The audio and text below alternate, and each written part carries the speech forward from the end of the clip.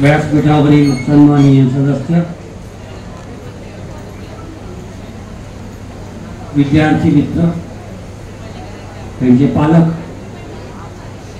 आणि ज्यांच्यामुळे मी इकडे आलो होते, भारतीय क्रिकेटचे आंतरराष्ट्रीय कीर्तीचे स्कोरर सुभाष वैद्य, प्रथम मी मनसे कोपरी पाचपाखा विभागाच्या पदाधिकाऱ्यांनी हा जो काही कार्यक्रम गुणगौरव सोहळा आयोजित केला आहे त्याबद्दल मी त्यांचे धन्यवाद देतो. अशा समारंभाचे आणि गुणगौरवांची समाजात जरुरी असते. या समारंभामुळे मुलांना एक वेगळी ऊर्जा मिळते.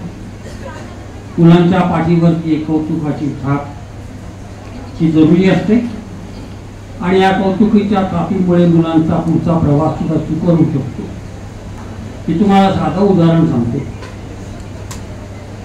एक मुलगा मला माहिती आहे की त्याला 5वी मध्ये एक बक्षीस मिळाले शाळेमध्ये. कुठल्या विषयात त्याला बक्षीस मिळालं? तो रस्त्यावरती क्रिकेट खेळायचा, विटी दांडू खेळायचा, परंतु शाळेमध्ये त्याला ड्रॉइंग विषयामध्ये त्याला पहिलं पारितोषिक, 5वीचं विषय.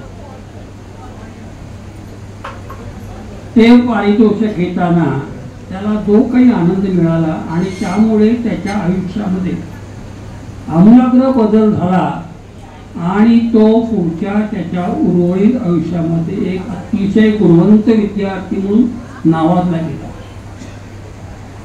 कारण प्रत्येकाच्या आयुष्यामध्ये अशी ही कौतुकाची थाप ही अतिशय जरुरीची असते आणि ती तुम्ही त्या मनसेच्या पदाधिकाऱ्यांनी दिली, त्याबद्दल मी त्यांचे धन्यवाद.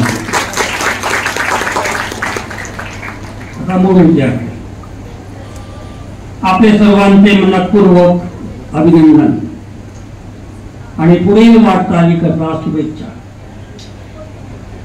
आता मी पुढे वाटचालीमध्ये तर सन्माननीय सदस्यांनी आपल्याला बऱ्याचशा गोष्टी सांगितल्या, मी तर तुम्हाला वेगळ्या सांगणार. आपण 10वी झाले, 10वी नंतर 12वी होणार, 12वी नंतर ग्रॅज्युएट करणार आणि ग्रॅज्युएट झाल्यानंतर तुम्ही समाजामध्ये येणार.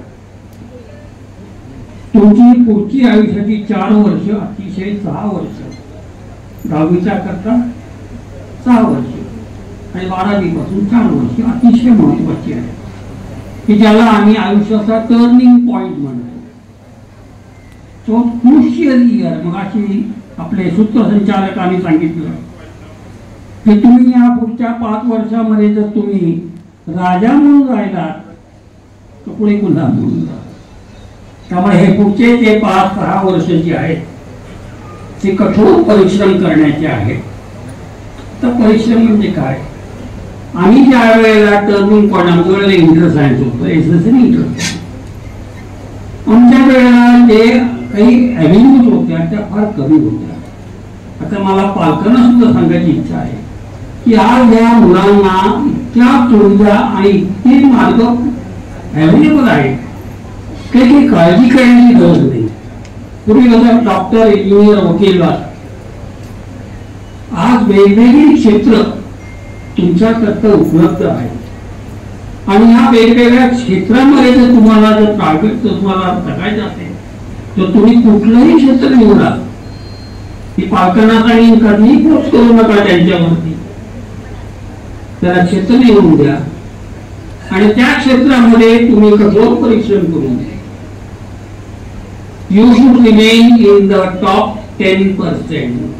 कुठलाही प्रोफेशन घ्या, whatever the profession you choose ते कुठलंही घ्या, पण try to remain in top 10%. Toward each वर्स.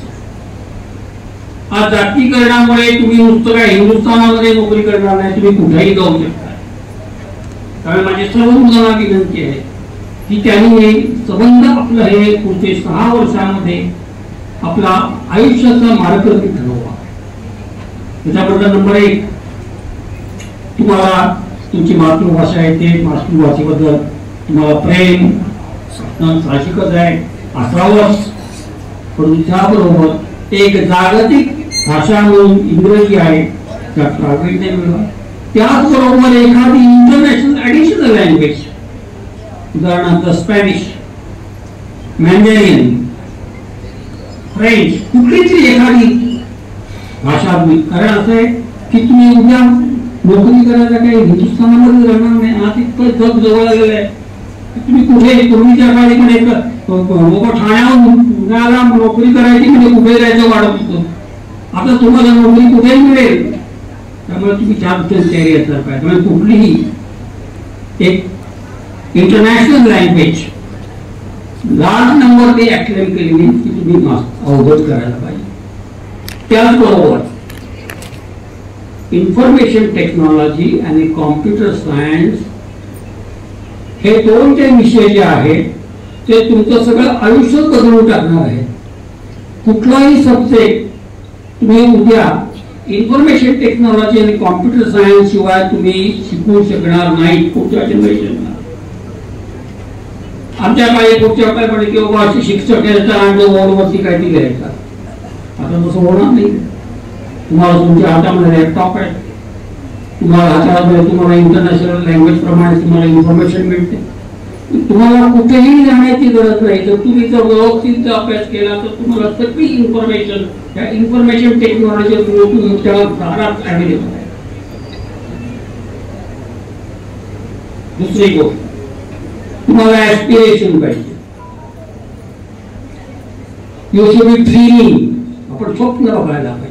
ती माणसं स्वप्न बघत नाही तर तुम्हाला कठीण वाटतं. पण नुसतं स्वप्नावर असून चालत नाही, तर स्वप्नाबरोबर त्याला तुम्हाला मेहनत द्यायला. तसंच हे करताना आपल्या डोळ्यासमोर काही आदर्श माणसं असावी. आदर्श माणसं असताना नुसतं त्यांच्या जागाने होईल म्हणून चालत नाही.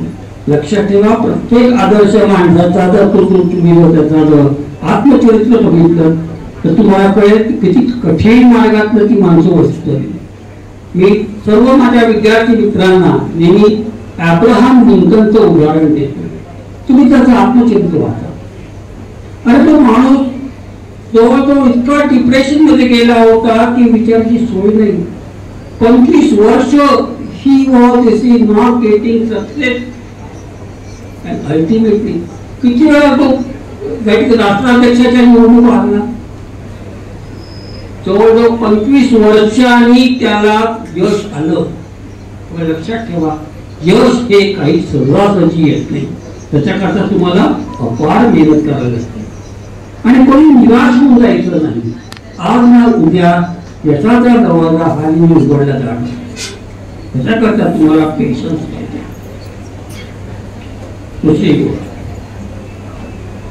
आणखी महत्वाची आणि पालक वर्गांना 10वीच्या नंतर मुलं 12वीला जाणार आहेत. त्याच्याकरता आज वेगवेगळ्या तऱ्हेच्या एजन्सीज आहेत की ज्या तुम्हाला कॉम्पिटिटिव्ह परीक्षा करतात, तुम्हाला मुलांना तयार करतात. लक्षात ठेवा. आणि त्याच्यानंतर मुलं ग्रॅज्युएट कोर्सला येतात. तिथे फार महत्वाचं आहे. तर पालक वर्गाने ज्या संस्थेमध्ये आपला मुलगा जाणार किंवा पाल्य जाणार आहे त्या संस्थेची पूर्ण माहिती करून घ्यायला. याचा फसवणूक फार बऱ्याच लोकांची होते. एस्पेशली 12वी नंतर ग्रॅज्युएट नंतर किंवा ग्रॅज्युएटला इंजिनिअरिंग कॉलेजेस फार्मसी कॉलेजमध्ये मुलांना भरमसाठ फी आणि फसवलं जातं. आणि आता तर काय झालेलं आहे की आता इतकं शैक्षणिक क्षेत्रामध्ये बाहेरच्या विद्यापीठ येणार आहेत आणि ज्यावेळेला बाहेरची विद्यापीठ येणार आहेत त्यावेळेला आम्ही त्यांना म्हणतो you have to be very careful because many will find international because this you get tempted that my child is going to a international school is going to say international university. So प्रथम सर्व त्याचा अभ्यास करा, त्याची पडताळणी करून घ्या की हे सत्य आहे की नाही. कारण काही निश्चितच संस्था, काही निश्चितच इंटरनॅशनल युनिव्हर्सिटी भारतामध्ये येणार आहेत, त्या चांगल्या असतील. पण त्याचबरोबर असलेल्या युनिव्हर्सिटी सुद्धा असण्याची शक्यता असते की ज्याला आम्ही फ्लाय बाय नाईट म्हणतो, येते आणि निघून जाते. पालक वर्गाने आपल्या मुलांकरता योग्य ती कॉलेज विद्यापीठ त्याची निवड करावी आणि कुठलाही कोर्स घेण्याकरता त्याला प्रेशराईज करू नये. कुठलाही कोर्स घेऊन द्या, त्याच्यात त्यांनी यश चांगलं मिळवलं, टॉप 10 मध्ये राहिला तर निश्चितच होईल पाण्याची त्याचं मार्गदर्शन करू नये. नंतर 50 वर्षापूर्वी उदाहरणार्थ 50 वर्षापूर्वी आम्ही जे काही ग्रॅज्युएट मध्ये पास झालो ते जे ज्ञान होतं ते आम्हाला पुढची 10 वर्षाकरता आम्हाला कळत नव्हतं. पण लक्षात ठेवा, तुम्ही ज्या वेळेला ग्रॅज्युएट होणार आहात तर ग्रॅज्युएट होऊन झाल्यानंतर तुम्ही जे काही शिकलेलं असाल त्याचं फार फार तुम्हाला 2 का 3 वर्ष उपयोग होईल. Science, education, everything is changing very fast आणि याच्याकरता काय तुम्हाला सतत अपडेट असावं लागेल, म्हणजे सतत कॉम्पिटिशन मध्ये उभं राहावं लागेल आणि त्याच्याकरता तुम्हाला तयारी करावी. ह्याच्या पलीकडे मी तुम्हाला दुसरी गोष्ट म्हणजे की कुठल्याही तऱ्हेने अंधश्रद्धा बांधू नका, मिरेकल होण्याची वाट बघू नका. मिरेकल होत नसतात. माझा मिरेकल वरती विश्वास नाही. त्यामुळे असं काही मिरेकल झालं आणि माझ्या आयुष्यात बदल होईल असं कधीच होणार नाही. अंधश्रद्धा पाळू नका, समानता पाळा, एकमेकांपासून भेदभाव ठेवू नका. आपण सर्वजण मानव आहोत एवढा विचार करा. बाकी काही नाही. आपल्या पुढच्या आयुष्याकरता मी शुभेच्छा देतो. धन्यवाद.